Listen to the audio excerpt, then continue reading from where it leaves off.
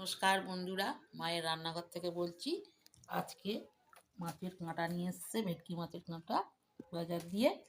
এই কাঁটা আছে, তেল আছে, কড়াইশুঁটি, বাঁধাকপি, পেঁয়াজ, আদা, কাঁচা লঙ্কা, রসুন দিয়ে, আলু দিয়ে, টমেটো দিয়ে তরকারি হবে।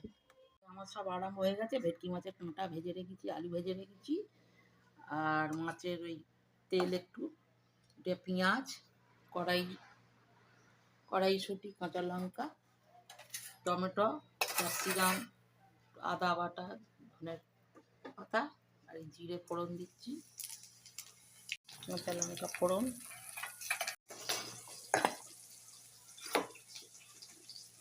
পেঁয়াজগুলো দিয়ে দিলাম, টমেটোগুলো দিয়ে দিলাম,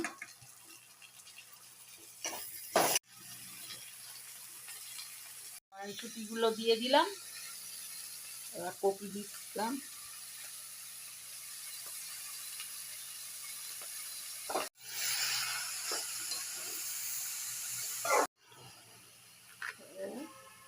স্বাদ মতো নুন দিলাম, হলুদ,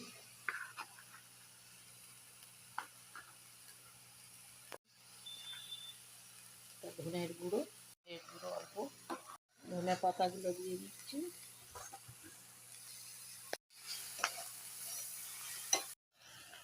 আলু মাছগুলো দিয়ে দিলাম, দিয়ে কষবো ভালো করে, কষে তারপর জল দিয়ে দেবো। মাছের কাঁটা তো কষে কষে করতে হয়। এই তরকারিটায় মাছের কাঁটাটায় জল দিতে লাগেনি, বাঁধাকপি জলেতেই হয়ে গেল কষে কষে।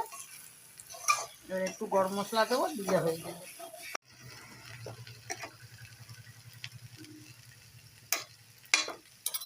নামাবো। এই মাছের কাঁটা রেডি। আর এই উচ্ছে আর সিম ভাজা আছে, আর 5 রকম মিশিয়ে ডাল করেছি, ভাত, আর এটা মাছের তেল ভাজা পেঁয়াজ দিয়ে।